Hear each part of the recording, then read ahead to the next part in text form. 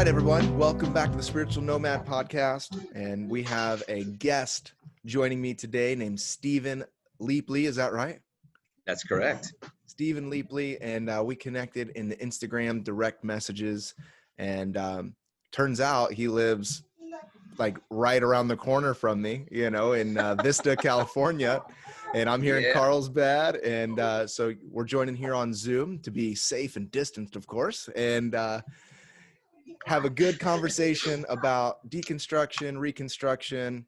What were some elements in his life as we can just learn from each other. I'm all about not only like lecture style learning, but also just hearing people's stories, seeing our story and the stories of others, and seeing how all of that fits together. So, Stephen, thanks for carving out a little time and having a chat with me, man.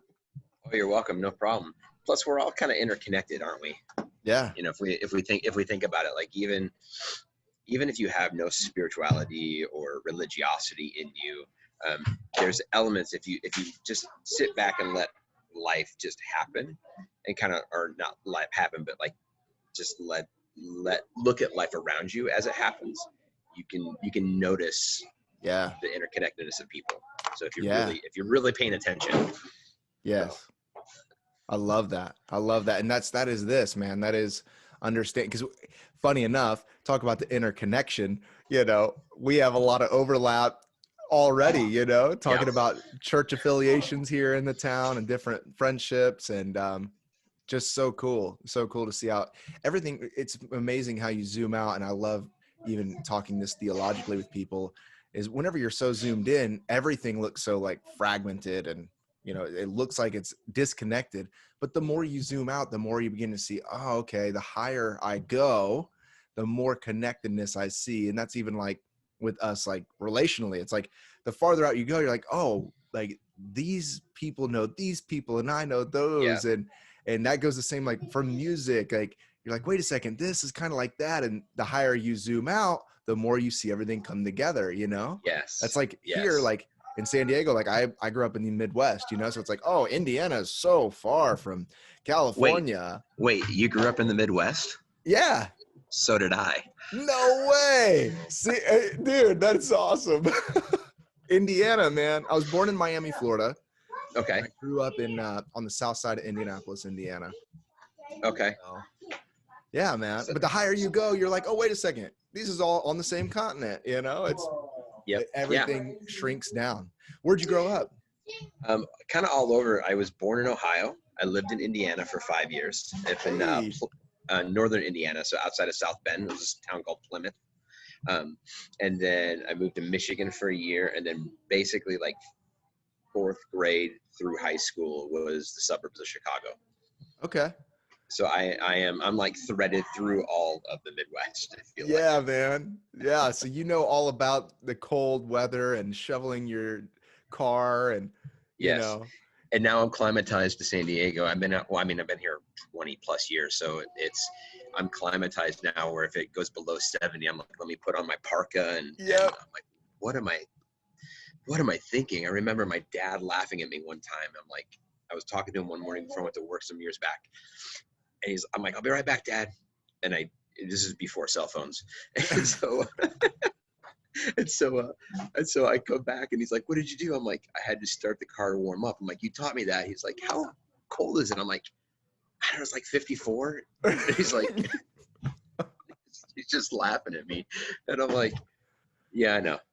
It's You know what though? People don't understand unless you're around here. Because we've been here for almost 5 years and I'm totally accustomed. Like I've never been okay with the cold anyway. I think because I was born in Miami, so I have that like tropic thing going on anyways. I don't know. I never got along with the cold. And so now it's like, below 60, I'm like, oh man, boots and like I'm wearing right now, I'm wearing like a flannel shirt because I went out for breakfast with a guy earlier and I'm like freezing, we're like trying to find the sunlight. And it's only 64 out. I know. So funny, man. So, okay, let's talk a little bit about your story and the formation. I'm curious, a lot of these conversations follow the flow of formation of faith. The popular word is deconstruction or reevaluation or rethinking of a faith. And then what does it look like as that kind of begins to form into its new imagined reality for us. So when you were in the Midwest, what did that look like for you? Did you grow up in a Christian home? Was that something that was around or not? I did. Typical, like, I grew up in a Wesleyan church. That's Okay. typical. Oh yeah. Typical for Indiana the Midwest. Wesleyan, man. That's Yes, I have. I almost went there, actually. really. Yeah. That's funny. So, and I have some friends that are still professors there, but so I came out of that kind of background, and very, very conservative. I grew up in the church. I was probably considered a goody two shoes by most means and ways through high school. And then when I got out of high school, I joined the military. And my first weekend in boot camp, we were in a church service, and it was like, "Amen, sir. Yes, sir." And it was very militaristic, and I was like, "Screw this, I'm out." Yeah. And it was the first time, because it was the first time really that I had the ability and the choice. And I think we see that in almost every generation. As soon as somebody turns 18, 19, 20, 21, they go through, I think that's like the first, if you grow up in the church, that's the first, deconstruction, reconstruction that happens. Yeah. Is really truly finding your own path and your own way and what you think. And so I walked away. I walked away from church, but I didn't walk away from God. Although I'd say I walked away from an active relationship. I would pray when I'm in trouble. Right. That's right. Hello, God. Or for a good parking spot, Yeah. So sober me up. I promise I won't drink again until tomorrow. Yeah. and so I did that for some years, and then I kind of came back. I've kind of ebbed from my 20s. I really ebbed and flowed throughout my belief system. I never wandered from it, so I always had kind of this conservative mindset, more conservative mindset. And then all my friends, like when they were turning 30, so I'm going to share my age here. So I'm 48. So you're young still, man. You're still young. I know. When I was 30, all my friends were having these nervous breakdowns at 30, and I was bound and determined not to have a nervous breakdown at 30. I was like, I'm not going to do it, and I succeeded. I waited till I was 33, and then at 33, I was so off the deep end. I ended up in a drug and alcohol rehab for 7 months. And that was like part two of my formation, of where when I came out, I was so just didn't feel worthy of anything, and at the time I was on the verge of losing my marriage and losing my kids, and through that process, I fell in love with God again. And so for the next few years, again, that was 2004. So there's some ebb and flow through that. And then in 2011, my wife, through a series of events, my wife and I were both ended up in seminary. So we were seminary in San Diego. And together it was which was super, super rad. And then our last, have you done much traveling through Southern California at all? Yeah, decent amount. I like to get out quite a bit. Enneagram 7, if that makes sense to anybody. So I have to be out and about and doing things all the time. So decently, nice. Yeah. Okay. So our last semester of seminary, my wife and I both had complete online courses. And so she's we just had our 4th baby at the time. And she was like, let's put everything into storage, buy an RV and go travel. That sounds awesome. We're never going to have this time again. And so I was like, okay, sure. That's great. and I reluctantly went then, and so we did everything, and we went to go travel, and we bought this old like Class C rig off of an old pastor that like hardly ever used. It was like 26 years old, had like 20,000 miles on it. It was hilarious. And we did that for a couple months, and we had to come back because my sister was getting married. She wanted me to. We came back to San Diego because my sister-in-law was getting married. She wanted me to officiate it, and so we realized that those couple of months in that RV, none of our kids wanted to get out. They just wanted to sit inside, and so we actually sold that and downgraded to a pop-up tent trailer. Whoa. Yeah, which was great because then it forced us outside. Yeah. And so we get back, we hop back in, and our friend says, you gotta go visit Ojai. And she was super like new agey, kind of mystical, alchemistic kind of person. And she's like, it's beautiful, the energy's great, your family is super, super gypsy like anyway right now, it's perfect for you. So like, okay, we'll go visit it. Like, we pull in, we're gonna stay there for 2 days and just check out the place, and we ended up staying for 2.5 years. Wow. Where was that at exactly? That was Ojai. That's up in Ventura County. Right. Yeah. Okay. So yeah, I love that area. It has a very I think New Age would be a good, it is very spiritually curious up there seemingly. Yes. Yeah. Yes. It's like have you ever been to Sedona? Yes. Okay, yeah. So it's Ojai and Sedona are like sister cities. It really kind of is. Like, if you move Sedona to California, it would be Ojai, and if you move Ojai to Arizona, it would be Sedona. Yeah. So yeah, it was super spiritual, and we were there, and so we ended up spending our last semester of this fairly conservative-based seminary in a spiritually diverse town. Mm-hmm. And as gypsies, yeah, essentially. I love that. And so a couple of things really like hit us during that time. Like, we stopped going to church because we were seeing all this legalism that was coming through.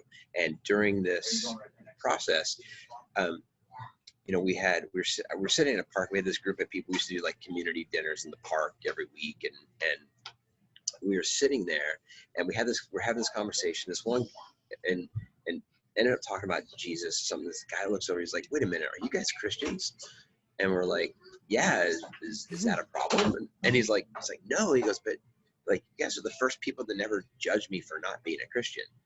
Wow. And that was like an eye-opening thing for me, because up until that point, I never really thought of. I never thought of it in terms of like, I like to think that I was never like super judgmental, although I laugh because I would during that up until that point, like, if I met somebody who didn't have or who had a different spiritual background than me or belief system than me, I would talk to them, and inside my literal thought process was, that's so great. When I die and take my glass elevator tour of hell, I'll wave to you. So I was pretty judgmental. I just didn't realize it. It's usually how it goes, man, and justified in that, and when you're in that stage of life, Yeah. But that comment really shattered my walls, and Jesus became so radically alive to me. Yeah. That it wasn't about the church, it's about the relationship, and the church is an extension of that relationship.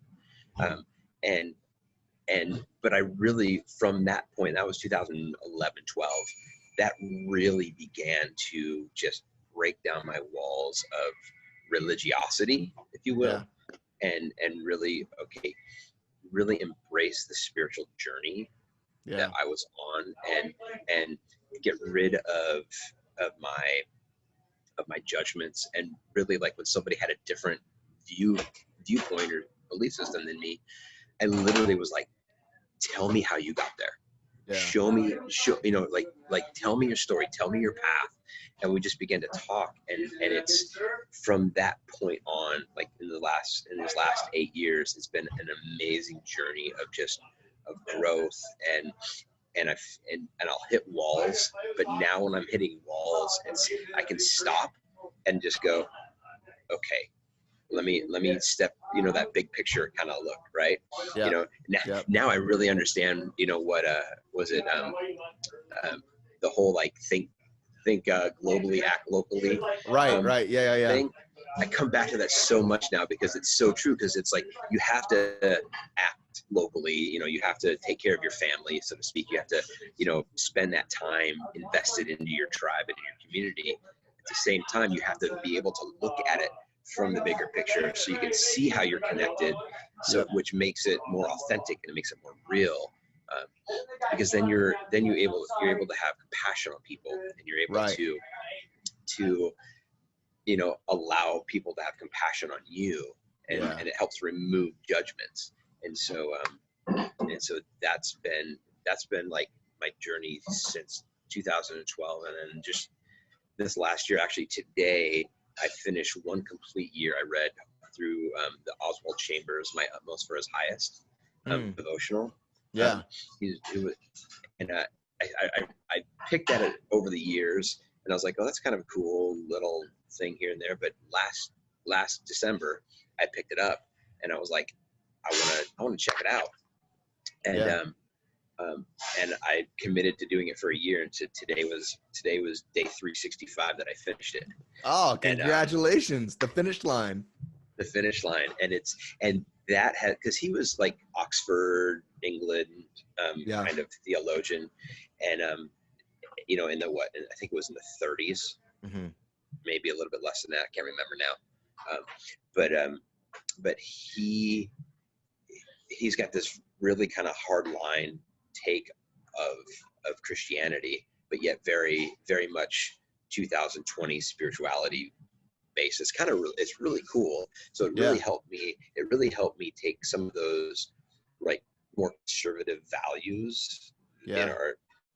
I'll even go as far as to say judgmental values in some ways, and really reframe them into what does it look like contextually and practically in today's day and age, to where I can feel what I feel in my heart and still show up in an authentic way that's not demeaning to somebody else or judgmental. So that's kind of where I've landed right now. Yeah, that's really cool. So your time, when you were like outside of the church and all of that, do you feel like that was just in general more of an exploratory time as you're like wrapping up seminary? Like, how are you seeing the seminary going through those courses and seeing that happen? How did you see that in your real life experience as far as like sitting and eating dinner with those folks? Like, did you have any sort of friction with learning what you're learning and what you're living in that? There was a little bit. It was kind of interesting when we sat down with our advisors first and said, hey, we want to stop going to church because all we see is this legalism. We have a large family, so we're homeschoolers, so we already had a community. So our professor advisor already knew that we were invested, so it wasn't like we necessarily walked away from community. And so he could also see that we were on this journey. I mean, he's in his 70s at the time, so he's seen life, and so he kind of was like helped us, just almost encouraged us to walk that journey.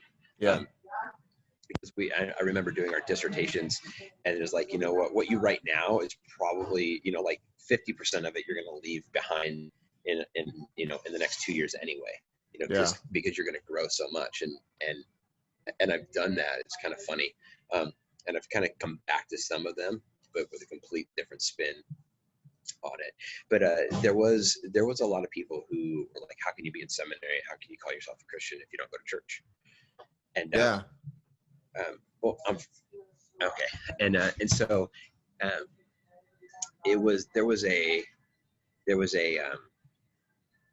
a time where I feel like there was like 3 or 4 months where we lost some friends, and we really kind of just gave them the middle finger of like, this is our journey, and like why are you judging us for being on a journey? And it was whole like, how can you call yourself a Christian and not be in church? And it was like, why am I going to church? Why do you go to church? Well, because we have to be in church every week. Well, that's not a reason to go to church. Right.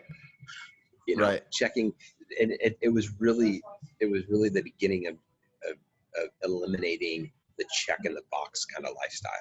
Yeah. That we had up until then. And I think that is what has made us kind of where we're at today. Like, is just anytime there's a check in the box, I'm trying to remove that box. Yeah. It's really good. And that's a good, like, sort of rubric, I think, for a lot of people, because I think by nature, like, whatever it is, I forget who wrote a book that referenced like the faithful soldier, with like, we all have like a faithful soldier within us that will do things like regardless of what we actually think or feel, or we're just like, this is what we do, this is who we are, and we're just faithful to that, like a soldier would be. These are the orders that have been given. And I think that for so many people, why I think some of the deconstruction movement continuing, because I kind of thought that I was on the tail end of it for some reason. I don't know. I started this whole deconstruction thing in like 2015, 16, and then, really went through a few years of that. And then with Spiritual Nomad, even, I didn't do a whole bunch, because that kind of identified a period of time where I was really searching and seeking, and I'm like, oh, I'm kind of like, growing in a different way now, but trying to like bring that into the thing. But I think that deconstruction is continuing to blow up because people's boxes, the faithful soldier within them, they're realizing like, why am I holding this post? I don't know why I'm holding this post. I'm just holding this post, like, I'm just going to church because we're supposed to go, right? And we're looking at each other like, right, confirmation bias, right? We're all supposed to be here, right? It's like, and then you start to think outside of that a little bit, and you're like, oh, I guess I don't really know where I got this, idea from, that I have to be this. Do I really have to hold this post? Do I really have to check this box? And I think we're going to continue to see like this tidal wave of people exploring their faith in new ways for that simple reason within itself. The hard part, I think, for a lot of people is like what you're touching on, is being ostracized from community because you are having that revelation of like, oh, I don't have to just be a faithful soldier here. How is that with you and your wife? Sounds like she's pretty adventurous, and is okay with taking a little bit of heat. I'm just putting 2 and 2 together, but correct me if I'm wrong on that. No, but she like, is. How did you guys handle that? You know what I mean? Like, how is that? Did that press you further into trying to explore and see what really is at the bottom of this whole thing for you? It's funny. We kind of butt heads a little bit on this, because she's definitely more adventurous and more nomadic and more gypsy like than I am, and I'm, when inside of our relationship, I'm more the follower piece, and she's like, I want to go here. I'm like, okay, I'll reluctantly go, or 6 months later I'm like, all right, now I'm ready.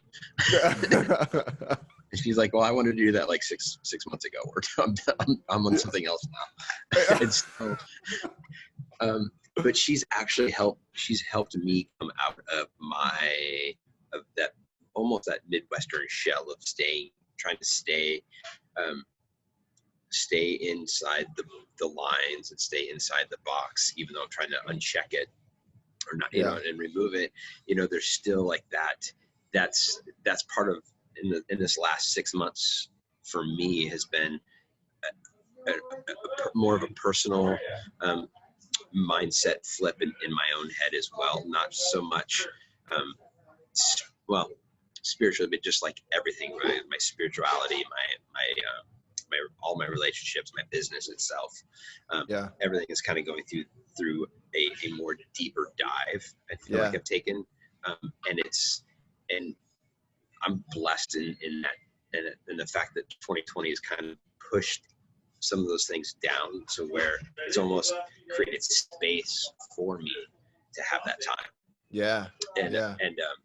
But my wife is definitely, she's like, if we could, so we currently, over the last almost 3 years, 3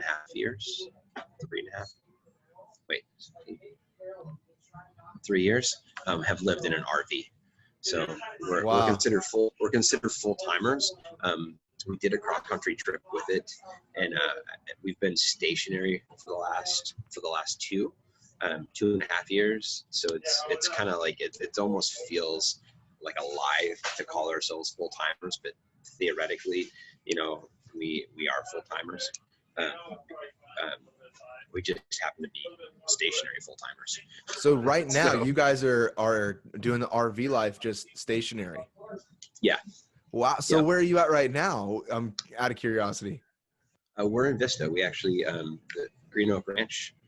Okay. So you guys, I mean, do you have like a office there that you work out of, or like how does that work? Just a side note. I'm really curious because my wife and I have seriously thought about some of that from time to time. So I'm like, how does it work? If I could detour for a second.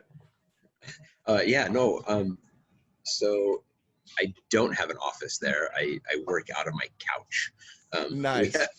We have a community room, and then like right now I have a buddy who has a small business that he lets me come in and work out of. So cool. And so that's been helpful for me, because I'm an only child. So, and we have 7 kids, and so you have 7 kids. Yeah, well, technically, you're just like our buddy Pat, man. Yes, yeah, except I don't have all girls. I'm not. No. What? Wow. So, yeah. 7 kids in an RV. Yeah, 6 of them live with us. I have 2 adult.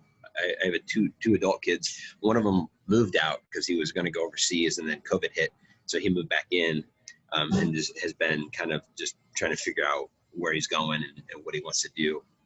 But I have another one who actually lives in his van, and following the family footsteps, man. That's right. There's the legacy. You want a legacy? That's a legacy. I just like everybody. I have my 9-year-old who's like, Dad, when you guys are gone and dead, can I take out this couch and can I do this? And I could sell this and I could have a smaller RV, and then that is hysterical. It's hysterical. So you guys have been stationary. Sorry to detour. I just had to follow that rabbit trail for a second because that is amazing. So you guys have been stationary and working through that, a lot of that piece of understanding community in a lot of ways, and working through how has your theological process sort of unfolded over these past few years too? That's a great question, honestly. There's been a season of that where I felt super numb and just like it's just almost like spinning my wheels, and now like I'm really feeling kind of pulled back in. So when my wife and I went through seminary initially, our thought process is we're going to do something together in ministry. Yeah. And that hasn't happened, and so that's a good side story for over dinner and coffee, sure. Yeah. But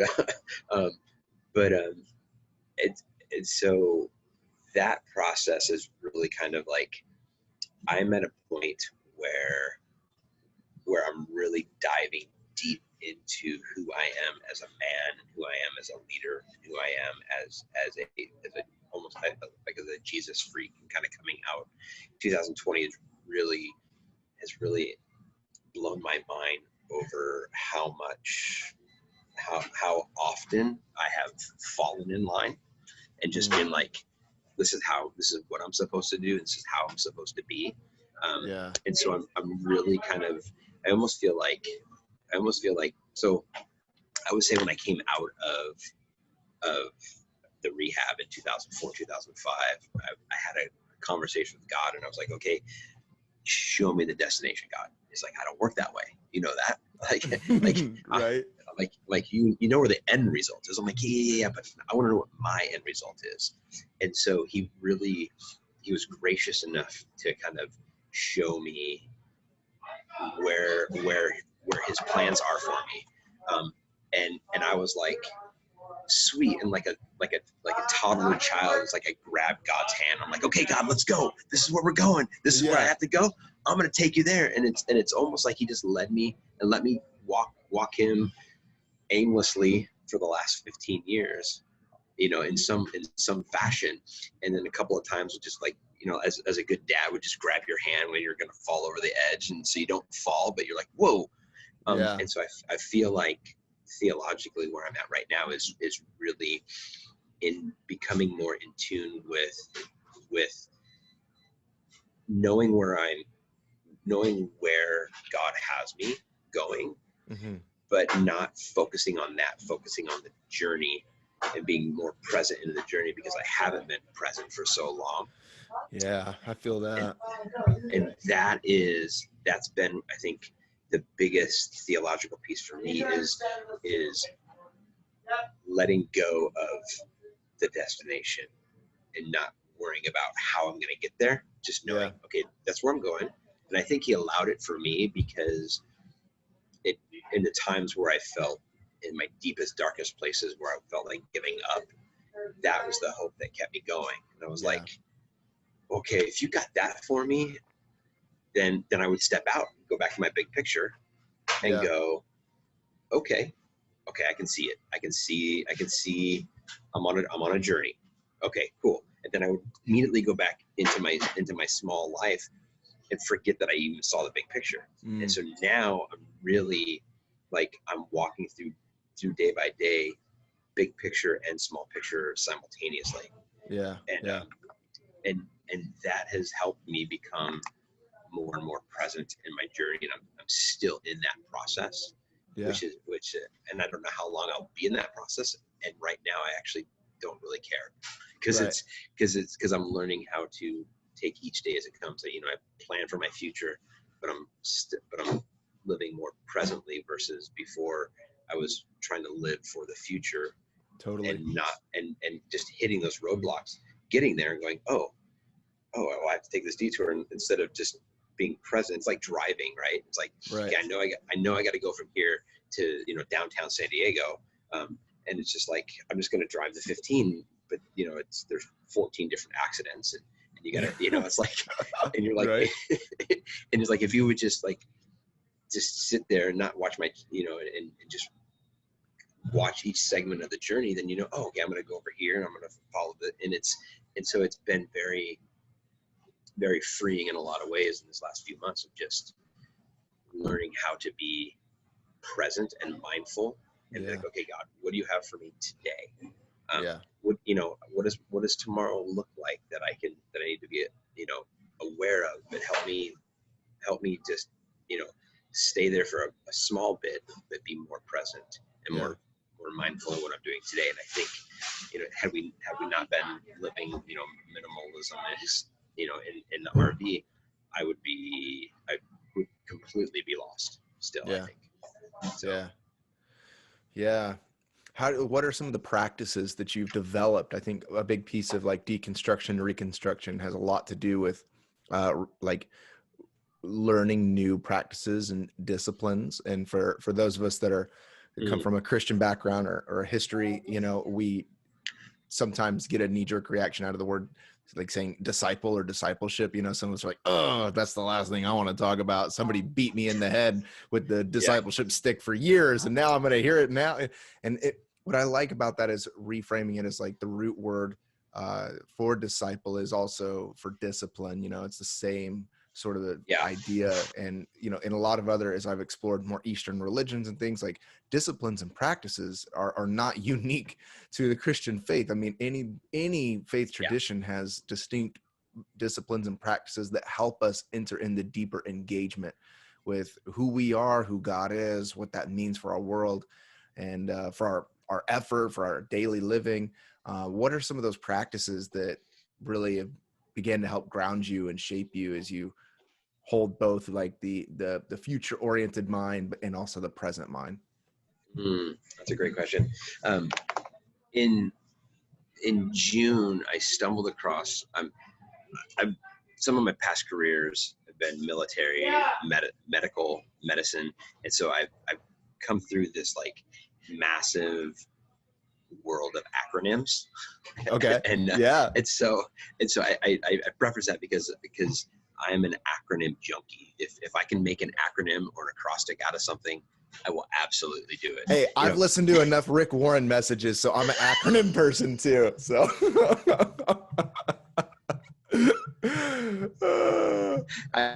we're even doing that like with Advent. I'm like, we just went through peace last week, right? I'm like, okay, so here's the 5 elements of peace. Yeah.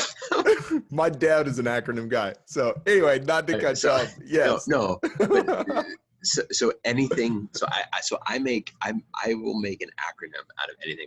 My buddies, we joke all the time about about how many acronyms I come up with, and and it's like, yeah, it's kind of funny. It works. Anyway, It works. That's why I use it, because it works. Yeah. Who cares? And I can remember it. Yes. And so there's this guy. He's not a Christian guy. Well, I'd say he's a Christian, but he's not a Christian. It's like, Sure. It's like Collective Soul, right? Or Switchfoot. Like they're Christians, but they don't like necessarily go around with a Christian message. Yeah. Completely. Anyway, I was digressing into music for a minute. And so there was this guy that I follow a little bit, and I would see he's a business coach and kind of a personal men's coach, and I'd watch a couple of things that he did, and I was like, guy's kind of a jack, just like this super like macho, masculine, like I'm gonna teach you how to be a man by taking you through like Navy SEAL training, but you're not really Navy SEAL, but I'm gonna do it. And so kind of saw a couple things and just like, whatever. And then in our community room where we live, we have like a give and take library. And so he wrote a book a few years ago. It's called Warrior. And I have an acronym for Warrior. So, of course. Right. And so all I saw was the word warrior, and I picked it up. I picked up the book, and it's like a 3-inch thick book. Yeah. And I picked it up. I was like, oh, it's that guy. I'm like, all right. And so I started reading it, and I read that it's like 450 pages or something like that. And I read it in 2 days. What? Yeah. And it literally, as far as disciplines, began to shift my life. And this is what I was thinking of when you had sent out that message and asked for DMs about coming on here, was the one thing that he teaches is his mantra, I guess, is stop effing lying and start telling the truth. And it's like, kids, we all know that. We all know we shouldn't lie. We all know we should tell the truth, right? Yeah. But really, he began to deconstruct my mind on all of these stories that we tell ourselves, and all that may be true, may not be true. Some of them are, it's like, and just like all these things that we tell ourselves, and the biggest liar we are is to ourselves. Yeah. So he has this. So I invested, after I read the book, I invested in his program and been part of it for the last 6 months. And he's got this process of journaling every day that really has reduced the rage that I have in my mind, my anger that I have outwardly, and he focuses around 4 elements. Your body, yourself, your spiritual well-being, your relationships, and your business. It's kind of a four-pronged thing, if you will. And that discipline of getting up every morning. And so when I came out of rehab for 7 years straight, I read my Bible. Yeah. I didn't miss a morning. And about 7 years in, it became a check in the box. So so I went like up and down over the last few months, I've been back into this. It's not a check in the box anymore. I actually enjoy getting up and having a start. So I think one of the good disciplines for me is having a good morning routine before anybody else's, because as a man, especially as I've got 8 mouths in my house that I'm responsible for. And so, well, 9 including me, but there's small army, man. Yeah. But having a foundation, and the Bible talks about how God's mercies are new every morning, and really, like, when I wake up, like, remembering that and setting that foundation of, okay, God, what do you have for me today, helps me to be present in today and not just think in the future or get stuck in the past, but really help me walk through daily. And so I get up, and now I'm not grabbing my phone. It's not the first thing I grab when I wake up in the morning anymore. I'm grabbing my Bible and grabbing my well, I was up until today grabbing my Chambers. And I have to so I actually have an acronym for my Bible reading in the morning. Let's hear it. So for years I was in the medical field, and so they have a thing called personal protective equipment, which is PPE, which is your gloves, your right. Mask. I think we've all become very familiar with that term now. That's true. Very, very true. I've been using it for 20 years anyway. No, it's not a 2020 thing. Yeah. But in the rehab that I went through, every morning at like 6 a.m, we would all sit around the fire pit before breakfast, and we would take a psalm and just read through a psalm. And then whatever the date was, like today's the 14th. So we would read Proverbs 14. So whatever the date, you would read that proverb for the day. And then we would read Ephesians 6:10-20 on the armor of God. And so that became my Psalms, my Proverbs, my Ephesians, which became my PPE. Yeah, nice.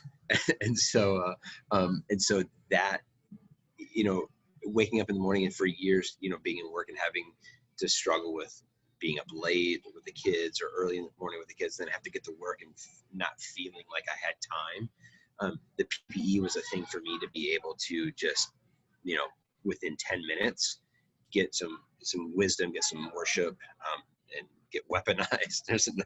Yeah. And so it works for me. And, and my kids do it too. And even my 21-year-old's like, he goes, Dad, when I read my PPE, it just feels so much better. And it's just kind of a good discipline to start the day off with. Yeah. And then I've realized that, when Paul talks about praying without ceasing, like there's opportunities for me to pray throughout the day. And so I've really taken it to when somebody comes to mind, stop for a moment, even if I'm not physically stopping, but to mentally stop for a moment and just say a quick prayer for that person, or to pray for each of my kids, my wife, throughout the day, at different times. And so I don't have to feel overwhelmed, like, oh my gosh, I need to spend 2 hours in prayer every morning. Right. There's some mornings I get that opportunity, and I love those times, but just taking the discipline of almost thinking like taking every thought captive. Talks about in Corinthians. Absolutely. Just like that, when that happens, take that captive and take that moment and just pray for the person. And God will bring people to mind when you need to be prayed for. Yeah. And so it's been kind of a cool thing. And honoring, I think, like, I had a practice whenever I first moved to San Diego. I started working at a House of Motorcycles in Vista, which is now Ride Now. It's right behind Costco off Emerald there. And I started working there, and I was introduced to dealership hours, which, coming from on staff at a church, I had no idea of working early in the morning till late at night, and deals closing and staying late and whatever. And I just began to feel spiritually dry. And what you said just reminded me as an encouragement for people who are trying to find some sort of rhythmic practice in their life that don't have 2 hours in the morning.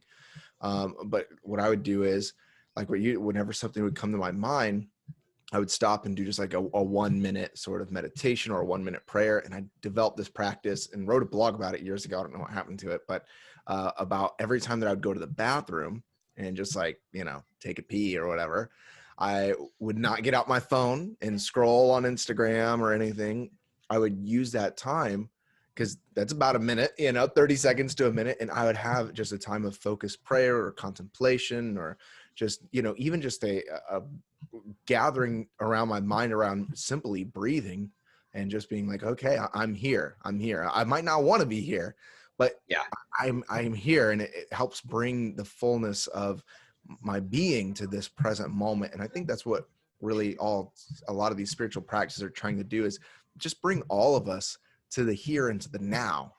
Like you said, there's nothing in the past, nothing in the future. What does it mean to encounter God right here, right now? In my case, it was, in a public restroom at a motorcycle dealership, and what's amazing is you do that in a repetition and an honor. And I completely had my mind flipped about rituals at that point, because I'm like, oh, this has become my ritual.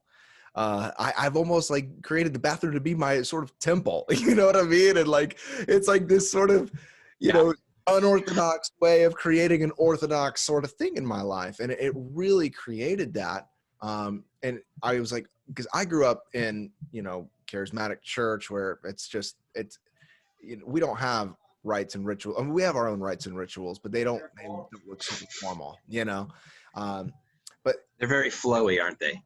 Very, very flowy. And like, we have our rituals of like, even like, baby dedications. We had our way of doing it, which by definition is a ritual or whatever. But as far as some sort of like creating sacredness in a quote secular space, like, I realized the value of the person who maybe would have a rosary with them, at their job. Oh, okay, now I understand what they're doing, Yeah. I just happen to be, once again, whimsical and unorthodox, like a urinal, but yeah. It was in that same way of habitual practice to encounter God.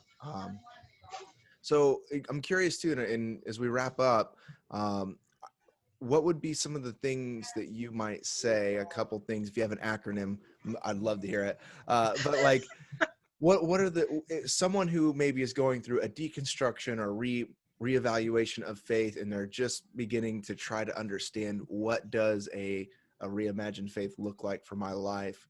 Like, what would be a word of wisdom through some of those times that you've been through, to someone who's in that stage of, liminality right now?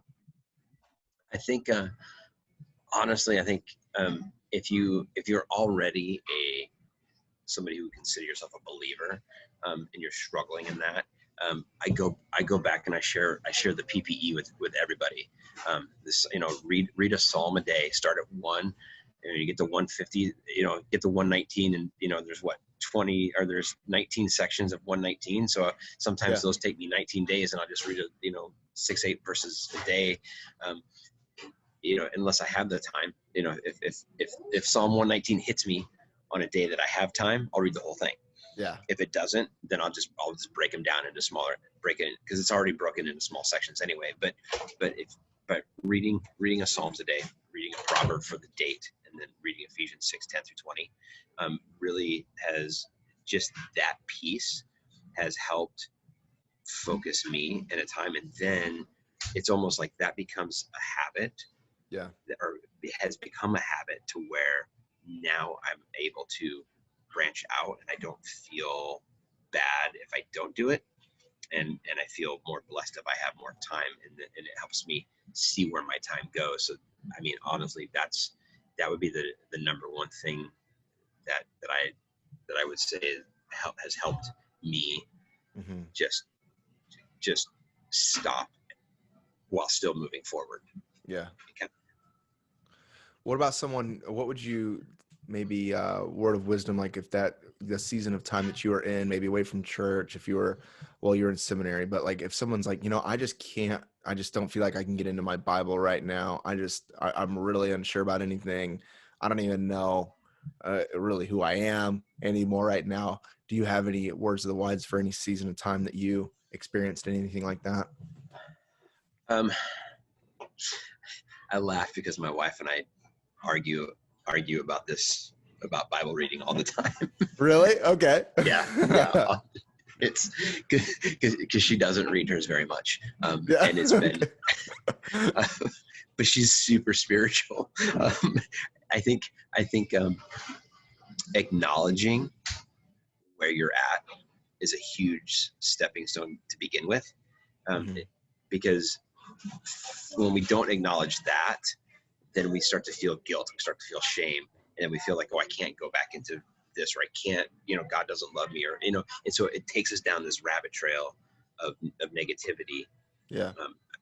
So I think for somebody who doesn't feel like they can, or is not there, just simply like having that internal conversation with God.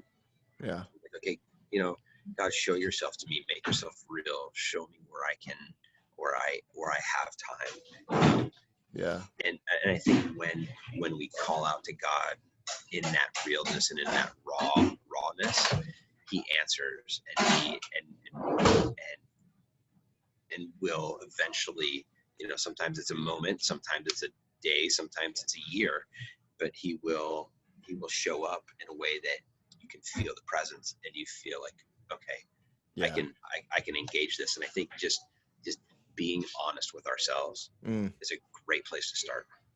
That's really good, man. That's really good.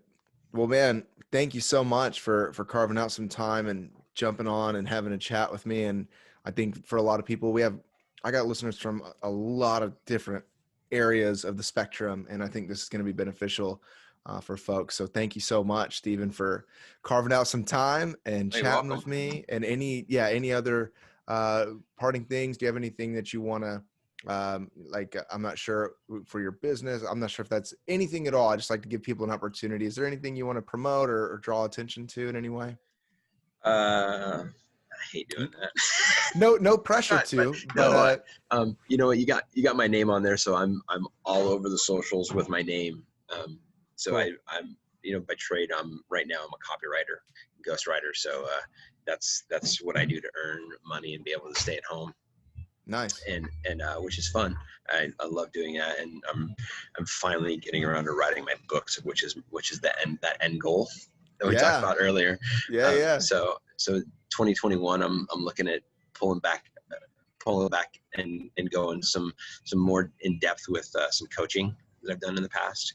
Cool. And really making it a thing. So but if you see my name, want to reach out, I'm across all the socials with my name. Sweet, man. Thank you so much. Oh, you're welcome. Thanks for having me, Luke. Yeah, man.